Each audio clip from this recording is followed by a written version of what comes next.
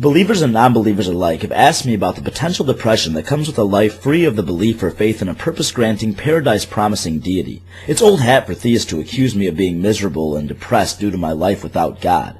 But recently, I've also heard from atheists who seem legitimately depressed as a result of their delusion-free worldview. They've tried to explain to me that they can now understand why the religious people would so desperately clutch to illogical, nonsensical, and absurd beliefs. They explain that it makes sense to do so, being that their lives of free thought have exposed them to just how pointless and empty life must be. In my opinion, the meaning of life question is a trite and trivial one, and no, the answer isn't 42. The decision of life's purpose belongs entirely to the individual. The evident understanding that our lives don't have a predetermined meaning or a guaranteed afterlife waiting for us shouldn't be depressing. I prefer being the lone drafter of my life goals and the evaluator of my success. This preference, however, does not dictate my position. I didn't decide to take a path of free thought, skepticism, and atheism because I like being personally accountable for what I do with my own life.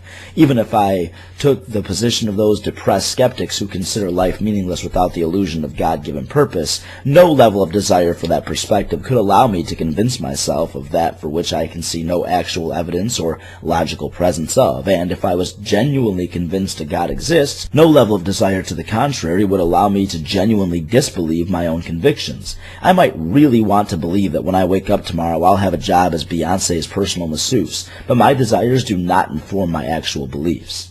So I'm perfectly happy to enjoy the many things life has to offer, even though it also offers plenty of things to be upset or sad about.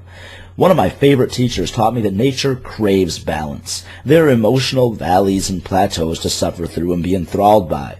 We are fortunate enough against all odds to be living beings, to enjoy a sliver of time as a part of this colossal cosmos with an intellect just strong enough to be self-aware and capable of appreciating the majesty of all existence around us. I consider it a privilege to have the atoms and molecules that make up our physical existence temporarily taking the form of sentient beings with conscious brains. As living beings with those complex brains, we're able to experience the emotional jolts of terror, love, hope, victory, defeat, and wonder in a way the overwhelmingly vast majority of molecular compositions throughout the known galaxy ever could.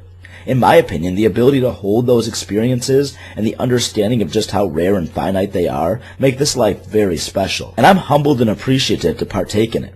So no, most other people living their lives don't see eye to eye with me, and I think they and we all would be better off if they did, and no, life doesn't come with a neat little instruction booklet or gift-wrapped objective meaning, but from my perspective, life is just too short to spend in depression because of it.